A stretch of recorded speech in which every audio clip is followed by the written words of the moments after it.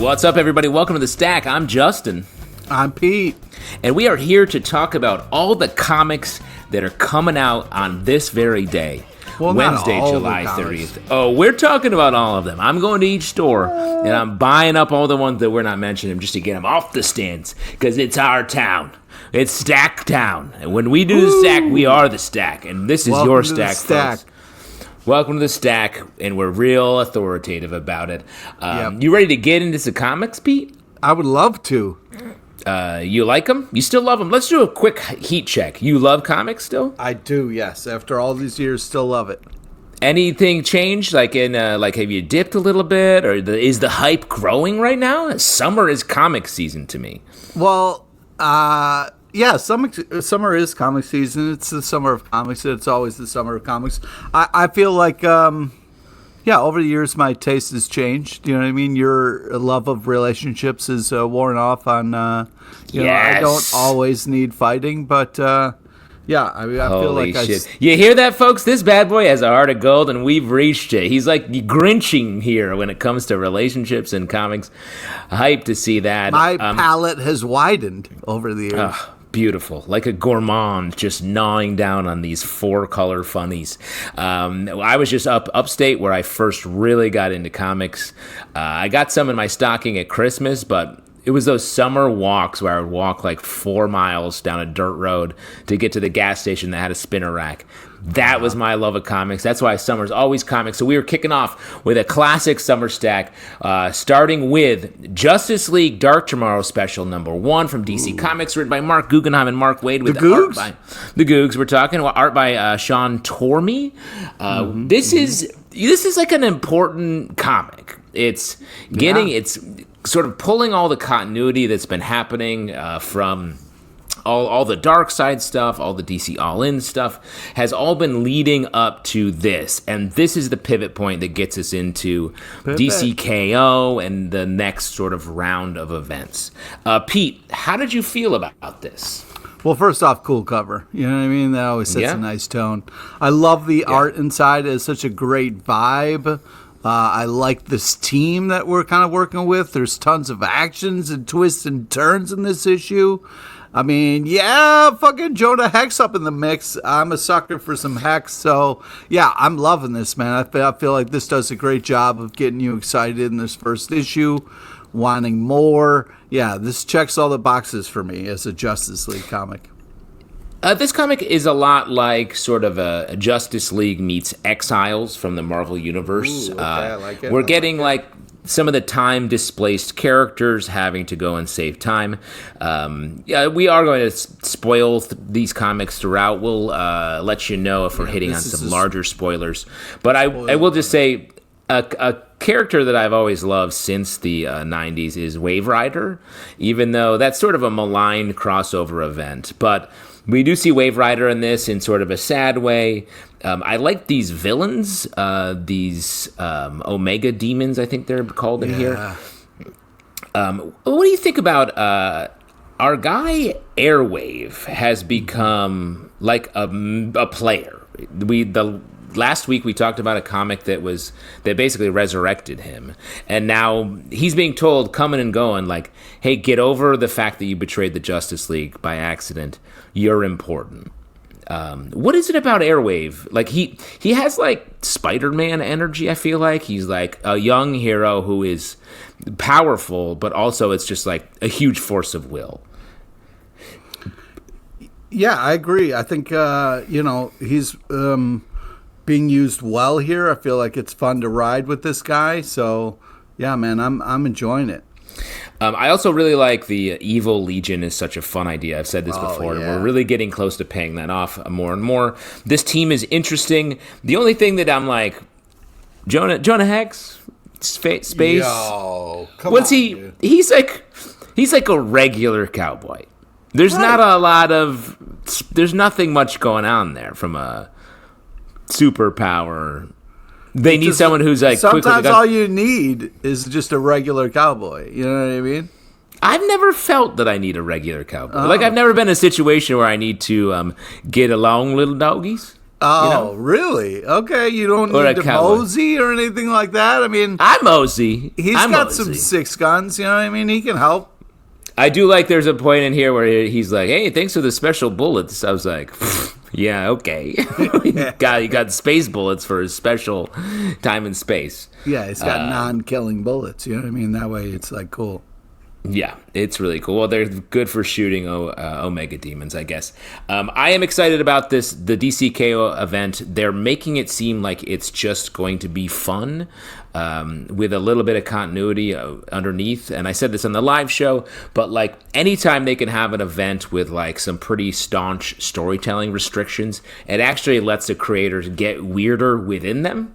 So I'm excited to see what that is going to be. Check that out. But let's move on and talk about Ultimate Spider-Man number 19 for Marvel, written by Jonathan Hickman and art by Marco Checchetto. This book, we talk, their continuity is such a thing. This book has the tightest timeline and continuity in the game right now. They're sticking to this month-by-month storytelling thing. We get a lot of stuff going on here. We got a black cat. We have a young Spider-Man who is basically Venom, and a great opening sequence here based on that. Yes. You got Ultimate Kingpin. You've got perhaps the most ultimate thing we have here is the ultimate Peter Parker Mary Jane relation. Yes. Pete, you're a fan slash hater of this relationship. What do you say about this? How dare you say hater of this relationship? Well, you hate the way it happened. You just hate. You spend more time hating than loving, I think. Well, first off, I mean, watching Venom fuck shit up here. This is great, amazing Venom stuff in this. Yes, I love the way that Venom is drawn here. Really cool.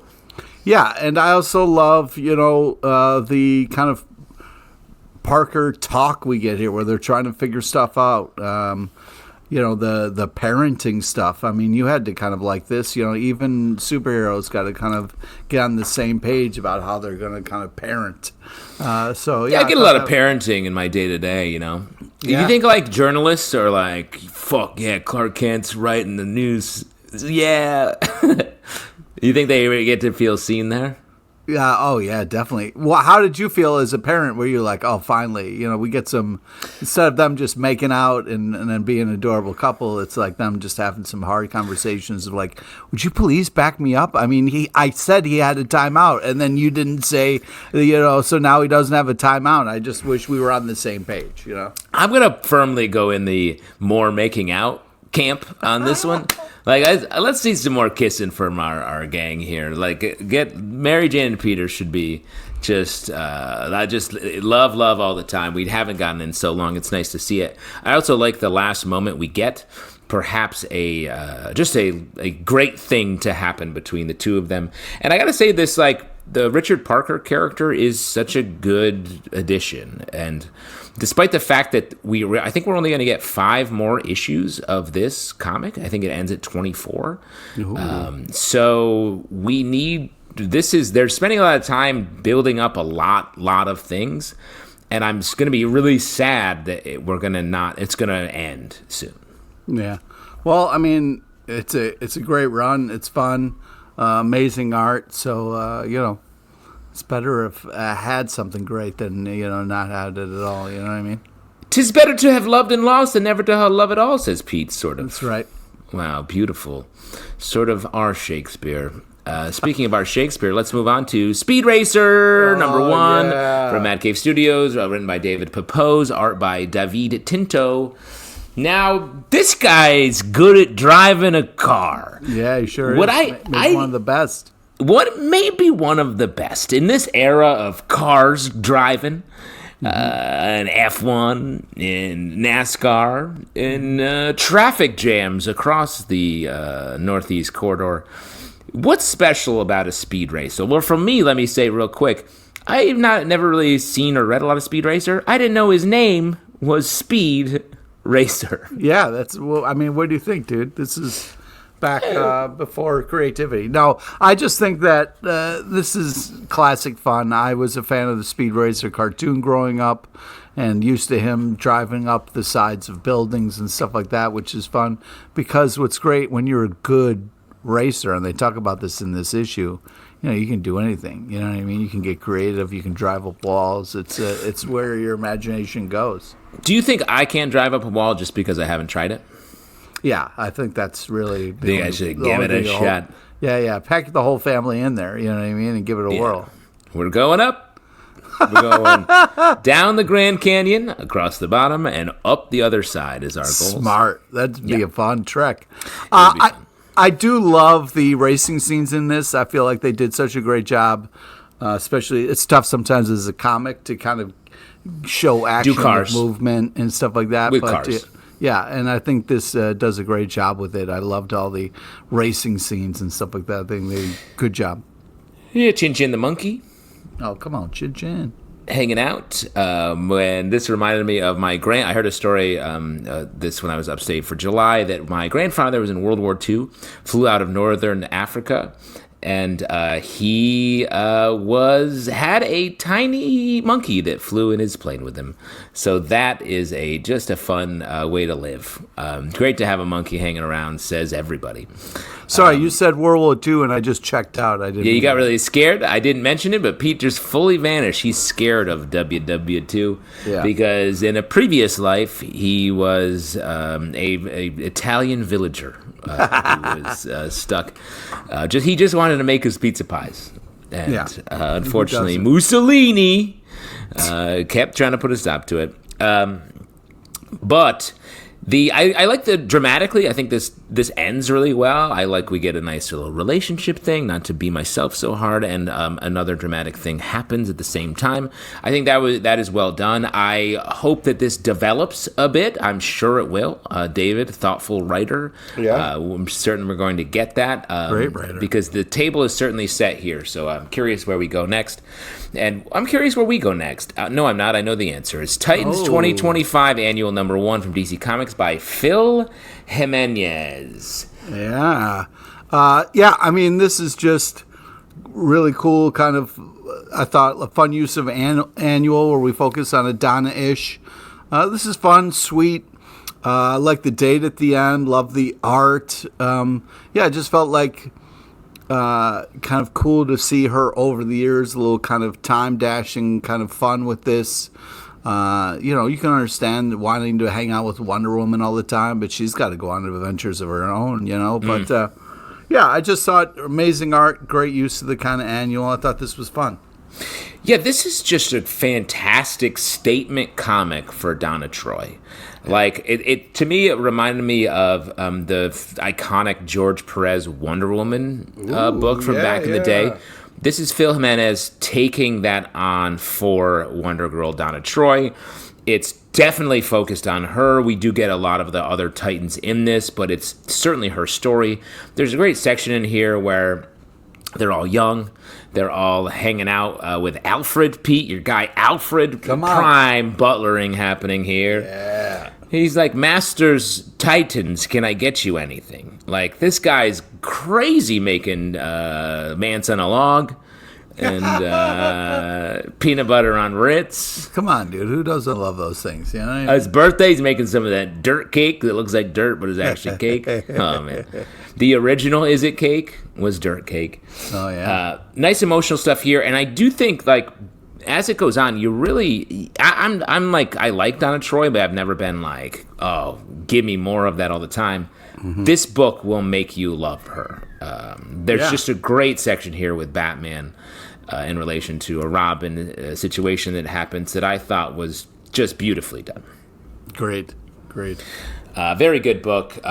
And especially, like, I love an annual. Great way to spend your summer comic reading time because you get to get a little bit off the beaten path into some more interesting stuff. But let's move on to a book I've been excited about, The Ultimates number 14 from Marvel Comics, written by Deniz Camp. The Camp in full effect, art by Juan Frigeri. Get in the camp. In this comic, we're exploring the Ultimates universe, and again, clock is ticking on this, but Deniz Camp is taking the time to just broaden this thing out, touching on Avengers history, but bringing that into the Ultimates universe. I love the villains we see here. It does a great job of making this world, like, full of dread, harsher, while not just being, like, a chaos world where everyone's just a villain all the time. I love how hard Captain America is a hero in this. This is like essential reading for anyone who's just likes in the main universe where the Avengers stuff is just a little more complicated to jump into. This is pure Avengers stuff that I think you can really get on board with. Yeah, I mean, we got Emma, as we said, spoilers, but I'm going to get into it here. You got Emma Frost being evil again, I mean, sometimes she goes back and forth, so it's kind of nice to see her kind of in her bag a little bit, being the evil person we know her as. And then you got a young Hawkeye making rookie mistakes, and then you just got Cap being a legend, and I love how he handled that speedster. I thought that was just so such badass. A cool scene. Great sequence. Yeah, just really great. Awesome art, tons of action. Yeah, fun last panel.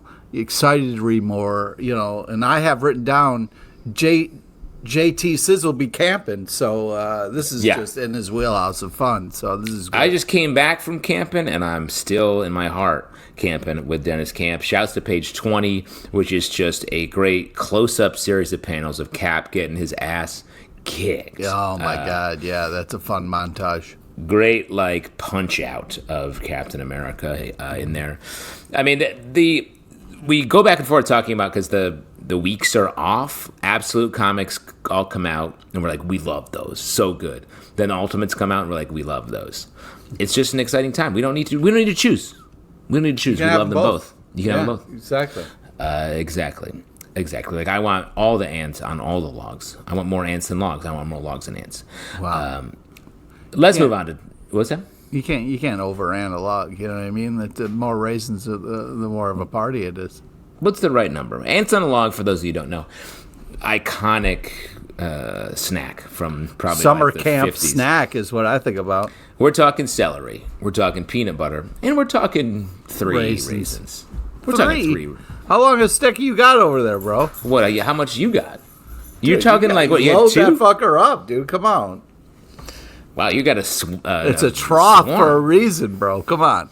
Why don't you just eat raisins? I would. Here's a controversial take. I like cream cheese and celery better. Oh! I just threw up. That doesn't even have a name. That doesn't even have a name. It's just gross. That's like saying good. I can't even with that. Well, I guess we ate at different rival summer camps. Imagine Pete and I encountering each other in some sort of rival summer camp, capture the flag situation. Oh, man. Yeah. What a couple of great enemies.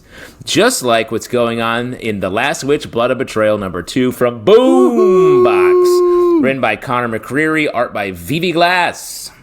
Yeah, this is, I am loving this. This is just, this is like your number one pick for the week. This is my jam, dude. I mean, first off, awesome cover. You know what I mean? Get you excited for the adventure inside, and man, does it deliver. Love the art. I love a badass grandma. I said it before, I'll say it again. This is just great adventure comic stuff. I love the facial expressions. It kind of reminds me of like a cartoony Jim Henson vibe. I just really dig it. Good call. I love the world that they created. The characters are great. I'm excited to see them kind of get out of this or trouble that they're in. They're in trouble. They're in some big trouble. But let me ask you this, Pete. When have you encountered a badass grandma in real life? Where did this affection, bordering on fetish, come from? Well, my grandma was a badass grandma, so I always looked up cigar to her. Smoking? She didn't smoke cigars, but she smoked. What was badass about her? Just punching stuff? Yeah, she was just like, rules didn't apply around her. You know what I mean? Yeah. So it was kind of amazing. She pushed you to put too many ants on the log. Yeah, she was like, well, let's load them up. She taught me how to play poker for money, bro. You know what I mean? Like, grandma was not playing. Yeah, she took your allowance. She was your first bully. Yeah. Wow. Yeah. Give me those street smarts, you know what I mean? Yes. Nothing more street than playing poker with a very old woman. This book is really good. It's a nice fantasy world that we're dipping into. Keep the stakes high throughout. This is the second issue, and the stakes are quite high already, and internally and externally to the book and the series. So definitely enjoying this. Check it out. Let's go to something that is long. And we're talking, of course, about Batman, The Long Halloween, The Last Halloween, number 8 from DC Comics, written by Jeph Loeb with art by Becky Cloonan. Come on, Becky Cloonan. I think we've been a little bit up and down in this book, perhaps. You have. Okay, you've been on board the whole time? Maybe. Whole time. But I will say, Jeph Loeb working on Hush 2, and this book at the same time. This book, I think, is leaps and bounds above Hattush, just from a storytelling perspective. So that's really nice, especially coupled with our friend Becky Cloonan on art. Which, man, is this art good? It is. It's so good. I love the old school feel to it. There's tons of action. I love all the twists and turns in this. The nostalgia factor for this comic is very high for me, and I don't care if it doesn't make sense to anybody or they like it or not. I just want this comic all the time to be coming out because, I don't know. I love Long Halloween. I think they did such a great job of setting a art precedent when it comes to these Long Halloween things. So I feel like they really did such a great job with Becky and just really capturing that first piece and really kind of echoing it in a cool way. Yeah, and this is just a great Solomon Grundy issue. I love me some Grundy. Come on, man, dude. Ever since my Starman days, Starman really brought Solomon Grundy back into mainstream DC, I like to say, and great to see him here in his more feral state. And if we're talking feral, we got to get into Werewolf by Night, Blood Moon Rise, Red Band. Ooh, number 1 from Marvel Comics, written by Michael Giacchino and Jason Liu, art by David Messina and Jason Liu. Pete, you love werewolves, you love night. What a great combination here to have this Werewolf by Night. Yeah, this is great, fun cover, cool stuff. We get Dracula in there, which is always great to see, and trying to control our boy, the werewolf here, and man. So I'm excited for where this might go or what this is about, but I'm a sucker for classic characters and werewolf fun and the old-timey kind of vampire shit. So, this is all in wheelhouse, and this is just great. This is all in wheelhouse. Werewolf by Night, Pete's Delight. Mm-hmm. Werewolf by Warning, Justin, take warning. Ooh. Is something that I always say. I do like this. I found it strange that this was a one-shot. Yeah. This is just a standalone setting up question something, but not sure what. It feels like we start in the middle of the action with Werewolf by Night being my affliction, his whole thing, and then going into just a bunch of bad things. There's a great rescue later on in the book, and I am curious where we're going. It feels like a showdown with the werewolf and Dracula, you know what I mean? Yes, and just Dracula, it's left with Dracula was scared of something, so some larger sort of darker thing. Scare Dracula, you know what I mean? Yeah. What was the guy? Vespa from Blood Rain? What was it? Yep. Whatever his name was. Is that Vernie? Oh, yeah, that guy. Oh, yeah, man. Oh, yeah. Is that who we're going to get again? The least scary guy? I hope not, but it would be nice if it was a cooler You went to bat for... Yeah, I did. I was all about Vern. I thought it was a fun choice and worked well.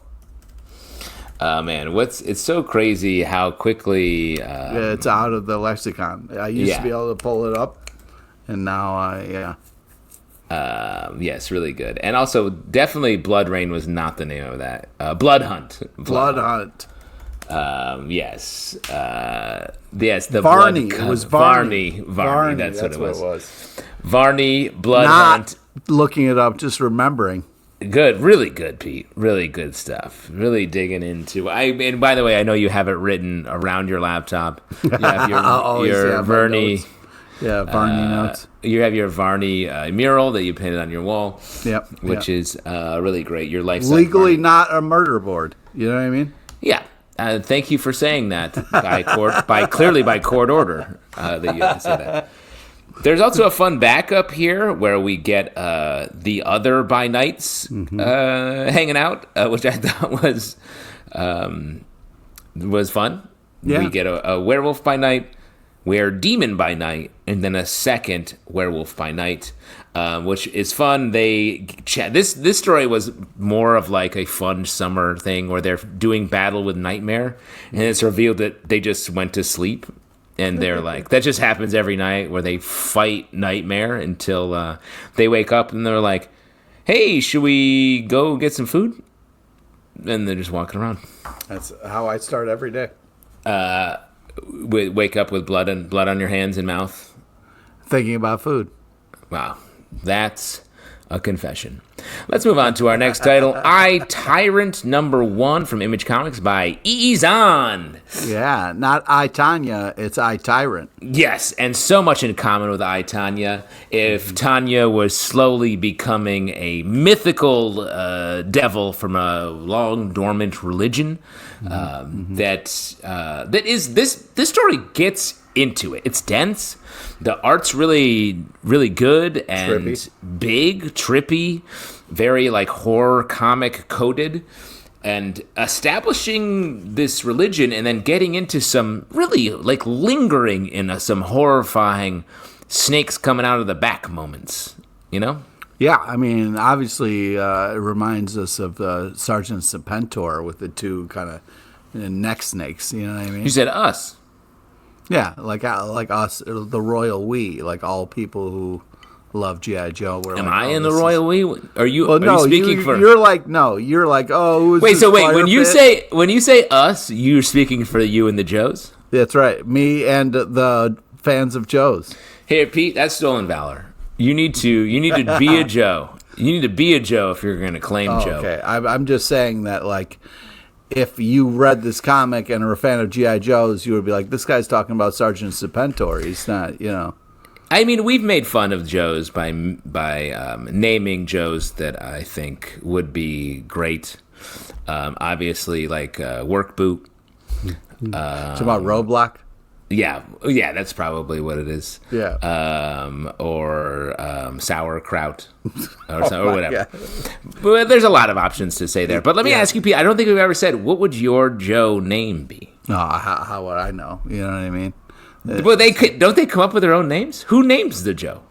It's kind of like how nicknames happen. You know what I mean? Like somebody gives you that nickname. So give it to me. Give it to me. What's your Joe name? I don't know. But I want to talk about this comic. Hot Mike? Are we doing Hot Mike? Hot Mike. Internal spaz, maybe it would be. Internal spaz. I don't know if you're going to get picked for a lot of missions with that. Yeah. We should take internal spaz on this one. I think he'd be really. Internal spaz. Some guy freaking out in the corner. Good. Yeah. You need him for missions. It's super important. Yeah. No, but what's interesting to this. First off, the art just kind of catches you and grabs you and is such an interesting kind of artistic take, which is cool. But for me, it was almost like too tripped out where I was having a hard time with it. Too tripped? Yeah. I mean, it seemed to me, and excuse me for bringing my baggage to this comic book, but it just seemed like... Hey, your bags are packed. I was talking to my therapist about Sergeant Serpentor. I feel like this is what comic would happen. You know what I mean? So it's like a kind of a crazy thing. You would become Serpentor. Yeah. I know that's a dream. That's actually a dream of yours to come true.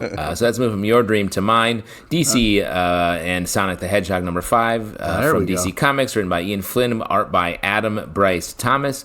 Obviously, my dream to run alongside my favorite fast woodland animals. I could see you as a hedgehog. You know what I mean? Yeah, you got hedgehog vibes. Yeah, no, I got. You're a fast dude. Yeah, you like to talk fast, move fast. Yeah, you're always running. Never stop. This crossover comes to a close with this 5th issue. Alex is the one who usually goes to bat for this book. Pete, would you like to go to bat for it in his place? Or would you like to go to SWAT with it? SWAT. No, I'm going to go into bat. I'm going to go to bat for it. I think this is fun. I thought this was a fun kind of mix of, our heroes going to this sonic world and kind of imbibing it all. I love the pair-ups and what happened in this comic. This is a fun 5-issue arc, and I think ends really well. It's got great art, kind of the classic Sonic vibe, and it works well. And, it's kind of fun to see a younger Batman, younger Wonder Woman, younger Superman, and kind of see them having fun with this. So, yeah, I thought this was a blast for what it was, and has kind of a cool cartoony vibe to it. So it's kind of fun to see your heroes in this different tone. It didn't take itself too seriously and was kind of fun. And it was nice to see the kind of Sonic characters missing their hero friends at the end. So, yeah, I thought it was a good run. They really connected, these hedgehogs and humans. Yep. I got to say, Sonic is not usually my thing, but I think this series really batted above its average with just doing a good job at letting these characters come together. It was a very even-handed crossover where everyone got sort of equal pairing, equal time, equal parts of the world, and they lined up the different hedgehogs and the different Justice League members really well for this, and left the door open for other hedgehog situations. Yeah. And that's my camp memoir. The story. Yeah, I was going to say Hedgehog Situation is your camp memoir. That's my Joe name, Hedgehog Situation. That's a great Joe name. That's me, Hedgehog Situation. Let's move on and talk about our next book, God's One World Under Doom #1 from Marvel, written by Ryan North, art by Francesco Mortarino. Yes. The Gods section of the Marvel Universe has been sort of like a little bit off to the side. It's a Jonathan Hickman thing that he created, but was definitely his thing. And now Ryan North here bringing it forward a little bit, picking up on some of the characters. Wynn, his apprentice, who we know doesn't like it when her name is not said, and a great Doom crossover here. I really like this. This was a blast. I love this. And what I liked is it talks about how great Doom is as a character and how he understands people and sees them and wants them to shine in life. He's just this label of a bad guy. But no, I thought this was blast. I thought it was such a fun idea and well executed by Ryan North. The art's great. It's got a cool pace to it. I was just really enjoying myself reading this. And I like just the way the story let our main character really go to bat for herself. She really makes her name quite literally with Wynn, and is Mia by the end of it, when her name was important to her, and she earns it by the end of it. Goes toe-to-toe with Doom in a great way. I like these Gods characters. I like this part of the Marvel Universe. I'm happy to see that it's going to continue on. Great. Another comic I'm very excited that's always continuing on is Assorted Crisis Events #5 from Image Comics, written by Dennis Camp, art by Eric Zawadzki. Get in the camp. This is great. This is we have been in the tank for a comic called Ice Cream Man for so long, and this is sort of a not at all similar, but in that same pocket of just great standalone stories that touch on an idea and pay it off across so many different sort of metaphorical ways. We get just great visual here. This one's all about someone who's sort of stuck in a loop. So there's a lot of cyclicality here. There's a lot of sort of, repeated thinking. This feels very present and topical with a lot of the way people in our world get stuck in sort of loops of thinking. Ruts or loops, with a sci-fi bend, though, here that helps to bring it to life a little bit. It gets dark in here, but I just like the shape of the story here. This series is excellent. Every issue stands alone, so you don't have to read it from the beginning, but it's worth reading from the beginning. Yeah, and also just, trigger warning, there is stuff in here about suicide and some tough stuff in here. But this artistically is an amazing achievement. The page layouts are just so impressive. I mean, damn, the colors, the tone, the vibe of this, it's all really artistic and done so well. It's worth it for the art alone. Yeah, I'm going to say it. It really is. Wow. And that's something I would never say, Pete. Yeah. Never. Well, yeah, it's a good thing I'm here. Yeah. But just beautiful moments in this comic. Never. See her when she's like sitting with her sister and then going for runs, which I haven't surprised you didn't talk about. Yeah, just showing up for herself at the end was so satisfying and great to see. It's a tough story, but it's also really artistically done, which is great. I like to run. It makes me smile. I think I'll go another mile. Oh. Did you just write that? Are you a Ever poet? thought about that? Yeah, I just hit myself in the head with a hammer, and that's what came out of my mouth. Let's move on and talk about Nightwing 2025 Annual Number 1 from DC Comics, written by Dan Waters, art by Francesco Francavilla. This comic, and this is also just coming to me, is worth it for the art alone. What? Am I right, Pete? Am I right? You are right, Pete. You are right. I mean, look at this cover. It's just so badass. I mean, the art on this is just, it's so stylish and cool, and it's got such a great vibe. Yeah. Francesco Francavilla, I feel like, just pops up in comics now. Epic artist, someone that maybe I first notably encountered in Afterlife with Archie back in the day. Oh, but yeah. Just great noir, horror tinged stories, and this is just a great story that gets into, that is like sort of right next door to Nightwing actual continuity, but tells this great story about this villain. It spins out of the comics code scare from the 50s, the corruption of the innocent, I believe, is at least the book I read about Frederick Wortham and the way he tried to get comics just banned from all kids. We use that as a basis for just a great in-world comic book story about a villain that has taken advantage of a situation. It's haunting. The art is beautifully done. Nightwing maybe doesn't even appear in this comic. Yeah. But It's still excellent. It really is amazing, and it's really creepy, this villain, this kind of jester, this evil jester. And, man, just so well done. And I can't talk about artistically how much of an achievement it is. I like the Cirque du Sin as villains here, and the ringleader as the...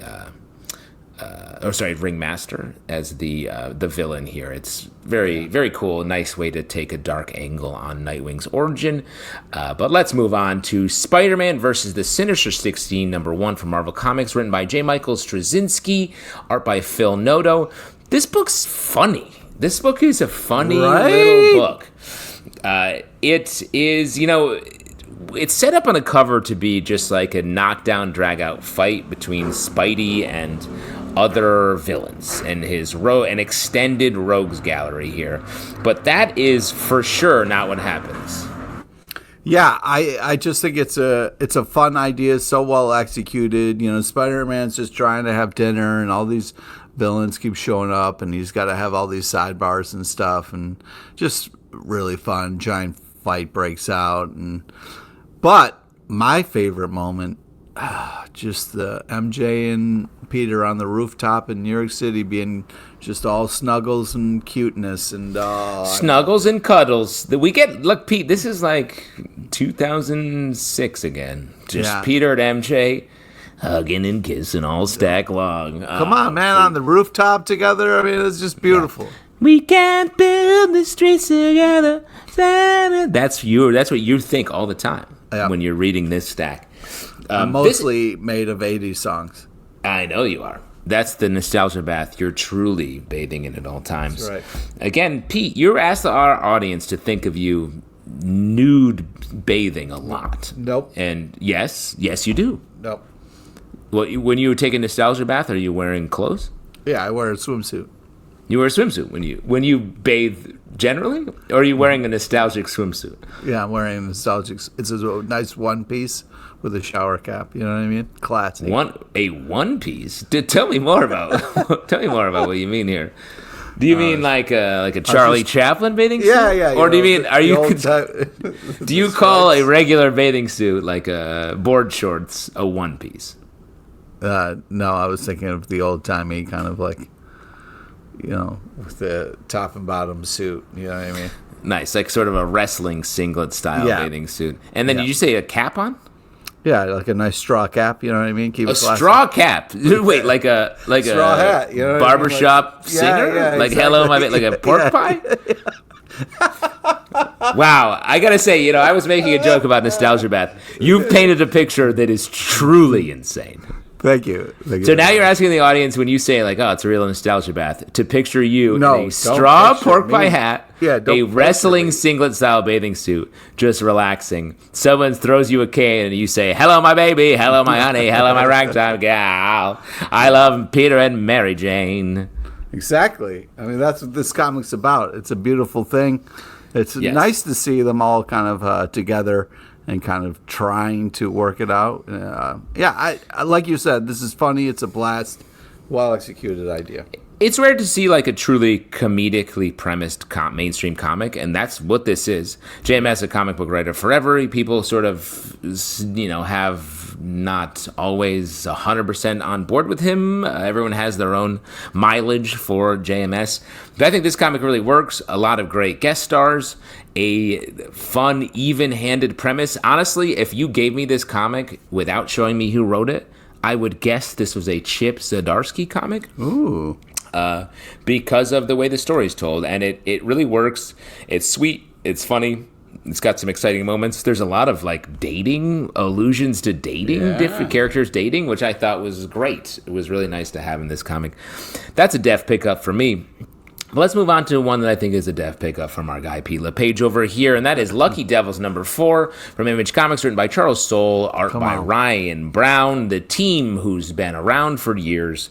This is their third big series they've worked on together. Yeah. This one's about devils and the way that they interact with humans and what those little nutty imps are up to. Pete, how many devils do you have rocking your shoulder right now? You got ants on a log, but devils on your back. Here we go. Yeah, this is such an interesting story. Tons of twists and turns. Humans are kind of talking without their devils, and so that's a cool... they're kind of piecing a plan together, which is exciting.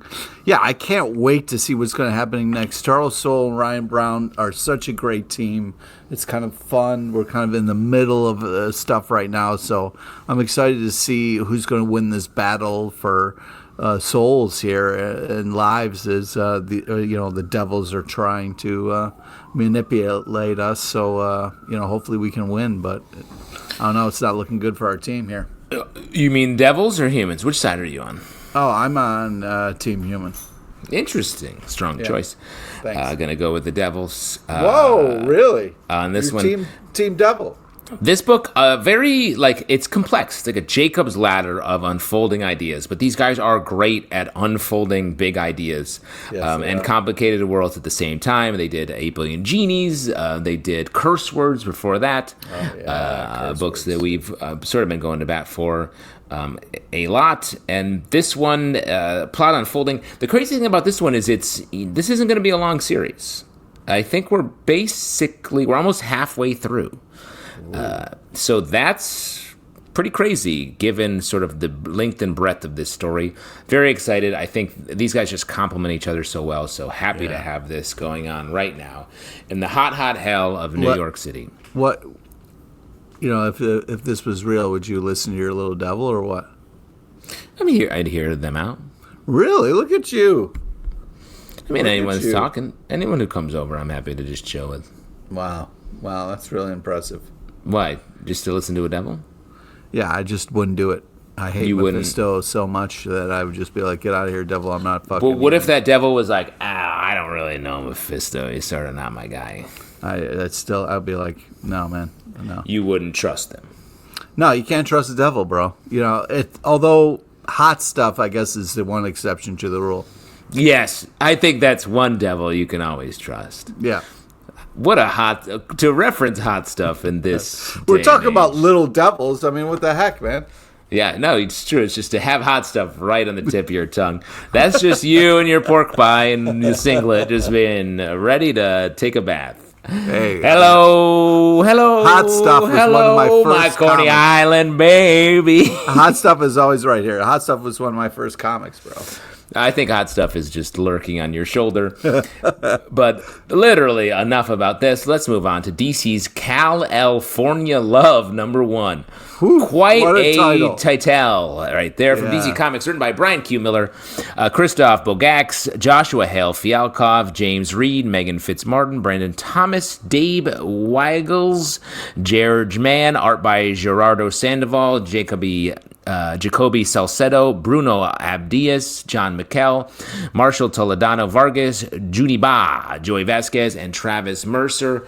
This is a collection of just some summer fun, I guess. Summer fun, summer loving. Come on, man. This is a great collection of stories, amazing art. The Jimmy Olsen one is fun. Ice and Power Girl is fun. First story with the C-Spot Fly is intense but cool. Yeah, this was a fun collection here. I really liked the shouts to Brian Q. Miller, a writer that worked on the Batgirl book. Yeah, that I liked back in the day, featuring our girl Steph as Batgirl. So that was cool. Formerly Spoiler. So cool to see him back. I liked that C-Spot Fly story. Jimmy Olsen, fun, great art there by Jacoby Salcedo. Yeah. Power Girl was a good story, a good hang, an overnight catch-up sesh between Power Girl and Ice. Yeah, that was cool. But I really like the art on the Steel story by Junie Ba. No surprise there. Always great to see Conor Kent in the Superboys story. Superboys. So really fun summer stuff here. Again, this comic just reminds me that it's summer and comics are for the summer, so that's very fun. Let's jump to something that feels like almost the exact opposite. News from the Fallout #2 in a good way from Image Comics. Look at this comic right here. Look at this cover. Come on, great man. Cover. Written by Chris Condon, art by Jeffrey Allen Love. This comic is giving... what's the comic that was set in Barrow, Alaska with vampires? Oh, Whiteout? Nope, it was not that. It was... 28 days later? No. It was dark all the time. People are shouting it into there. I'm trying to think of what it was. Yes. But anyway, so this comic is not about that, but it's sort of giving that energy where we have... It's sort of a mystery unfolding set around a military testing site, and this issue is set in the small town nearby. Getting into just some great drama. The art is all in black, white, grays, and shadows that really works for this story. There's so much dread here. You could compare this to a lot of like just 1950s horror and sci-fi. I made this connection before, the Twin Peaks season 3 episode 8, which was such an iconic episode. Slowly building. There's so much great back matter in this book as well that I feel like is essential reading that pays off a lot of the emotional details. Pete, what do you say? Yeah, I mean, I love the old black and white art. It's just so powerful. It adds such a nice tension to this zombie-like tale. Love the pacing, all the action. This is great. Scary stuff. Cool back matter, as you said, with the letter. I'm really looking forward to what's next. They did such a great job of, encapsulating the vibe of the horror in this kind of artsy tone. So, yeah, really cool. One of my favorite new comics on the stand, so definitely check it out. The comic we were talking about is, of course, 30 Days of Night. That's what I was Steve thinking. Niles Alaska Not Vampire 28 story. days. I knew there was like a number in there. There was a number. Pete can always smell a number. Pete, can you smell this next number? The Thing, number 3? There it is. God, what a nose on this Bloodhound from Marvel Comics, written by Tony Fleece, art by Justin Mason, giving us a standalone story with some emotion, some humor, featuring the Thing trying to help out a young girl, getting lost, bounty on his head. There's so much happening in here. There's so much more happening in this single comic book issue than is happening for the Thing in the Fantastic Four First Steps feature film. Stop taking shots, bro. Stop taking shots. I'm just shocked at the characterization of the Thing in the movie. There was not a lot happening for him. No real story, stakes, or action, except for him occasionally bumping into a girl that he maybe likes, but he only ever stands 3 feet apart from her a couple times. So how can we tell? This comic, on the other hand, has a lot going on. If you get turned into a giant rock monster, bro, it might mess with your confidence. Also might mess with how close you get to people. I liked what they're doing with the small moments, man. Stop trying to fucking make everything. You're talking about the movie, but it's fine to have some small moments, but you got to just have some big ones also. I would argue when you're telling any story, but this comic has a lot of big moments. Has a lot of the Thing being the Thing. Ben Grimm just going to bat. Quite literally against a lot of villains, including the Wrecking Crew. The cover preview for the next issue is so cool. Yeah. Definitely something to check out as he's facing off against another big and pretty unstoppable villain coming down the pipe. Yeah, I mean, holy Tony Fleece over here. The action is just so jam-packed and nonstop. I loved it. I mean, this is just one giant fight, this issue. Ben Grimm trying to get this lost girl home safe, and all these villains just kind of jump at him and keep coming. And fun last panel. Love the art. Love the pace. It seems like old Tony is having a great time.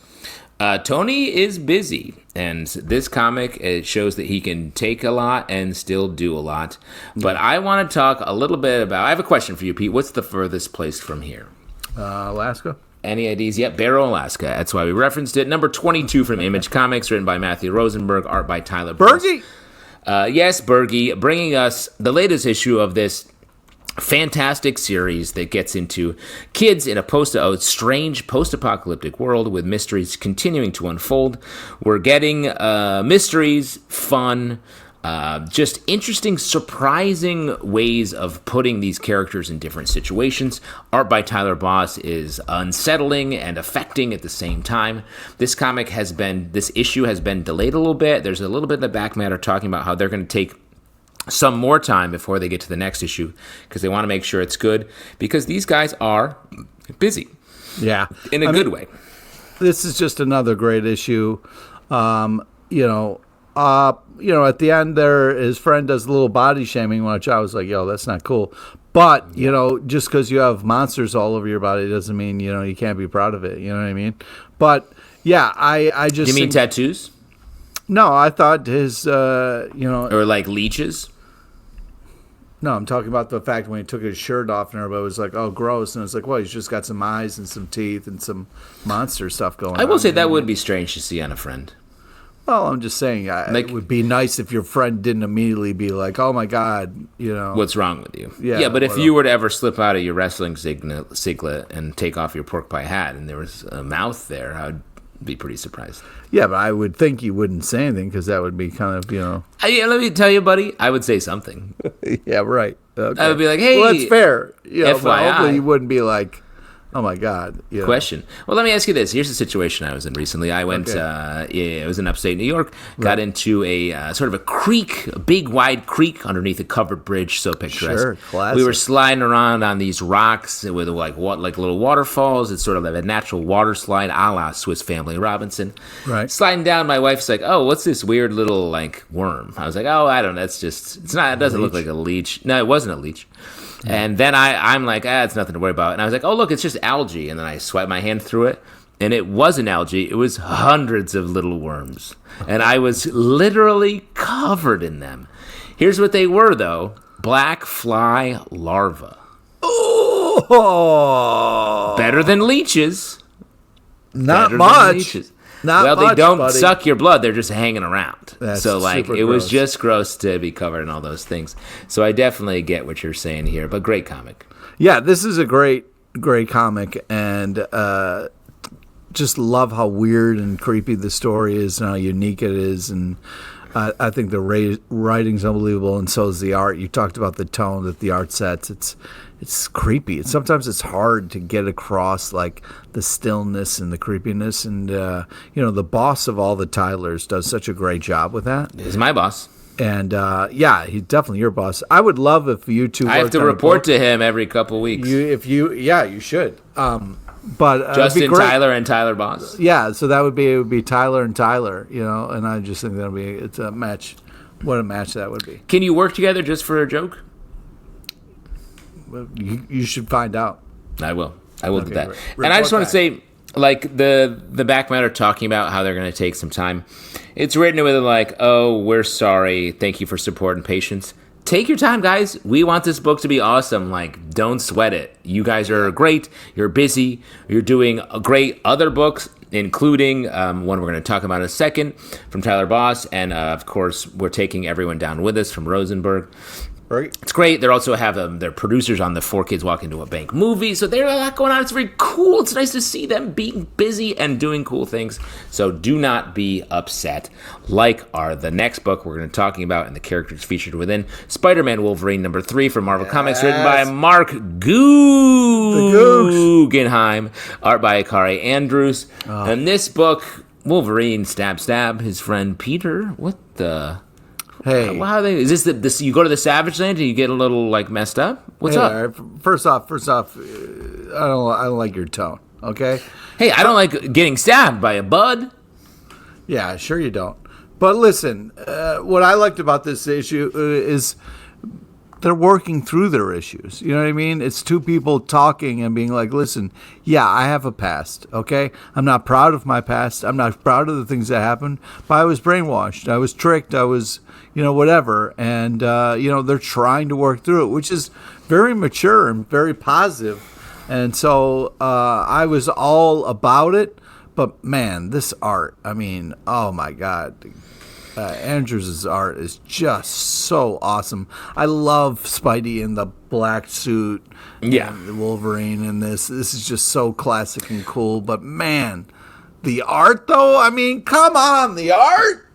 Yes, it's good art. It's nice that you have Spidey in the black costume and Wolverine in the brown and yellow. Yeah. The classic looks. Kari Andrews does a great job of drawing them. It's sort of like a slightly trippier Todd McFarlane, which is it's like a modernized version of that in a cool way. So love that. The story, the only thing I think about the story is it's strange that they're positioning that Wolverine killed Peter's parents. Well, it's a weird blend. Yeah, but listen here. Listen. Okay? Listen here. Listen here. Listen. Listen here. That's the country talking, Pete. It's an evil plot, right? So if you have these two enemies, if you can get them fighting, it's easier to take them out, right? So they planted this thing for this trap for them to fight so they could get taken out, because instead of working together, they're fighting each other. And what's nice is they're working through their issues instead of falling for it. You know what I mean? I mean, I can definitely agree with you. I don't think Marvel Comics is going to be like, who killed Peter Parker's parents? Wolverine. Yeah, this whole time. Nobody wants any of that. It's just a strange idea to keep in your brain. What's not strange to keep in your brain is our next comic, Lazarus Fallen #2 from Image Comics, written by Greg Rucka, art by Michael Lark. I love this book. This has been a long-running book, Lazarus, about a world that is we're terrifyingly closer to, sort of a post, not apocalypse, but just a post-economic meltdown world where the corporations run the world. There are no such thing as nations really anymore. Only the wealthy have power or rights. Everyone else is waste. In this, we have each powerful corporate family has a fighter called the Lazarus that goes to battle for them. We're focusing on the Carlisle family and Forever and a character that were introduced in sort of the last 2 arcs called Infinity, her sister, which is actually her clone. But it's just great, smart, it's prescient, it is scary, it is really long-form storytelling that's really well done. So happy to have it back. Yeah, and also the art is so cool. It's this Michael kind Marc. of gritty, kind of cool look to it, you know. But you know, it's also the classic trope of like if you need someone to trust you, you just stab yourself in the eye with their knife. You know what I mean? I mean, we've seen that so many times. I mean, and keep in mind though, for us, Pete, it works only twice. That's a good point.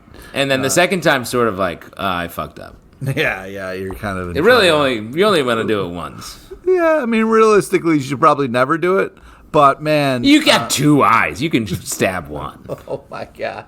Then you got pirate. You just gotta be careful which one you go with. You know what I mean? Or you want which one would you near-sighted or far-sighted? You know what I mean? So yeah. Here's the thing: I have perfect vision, so I probably have like I have an extra eye technically than you because you need. Well, technically, my glasses are so thick I can see into the future. So you know. That's a nice spin on it because really, your glasses are so thick. If you ever were to drop them, you'd be functionally like you stabbed your eyes out. So. Yeah. That's great. So you don't even need to stab your eyes out. You can just set your glasses down. Yeah, I'm fucked. Yeah, that's like one of those hardcore grannies you love so much. Oh, man. Great. Just one quick book I want to shout out. Michael Lark, I first encountered his art in a book, a Vertigo book from probably 25 years ago called Terminal City. If you want just a great retro story with beautiful art, check out Terminal City if you can find the trade. Really good stuff.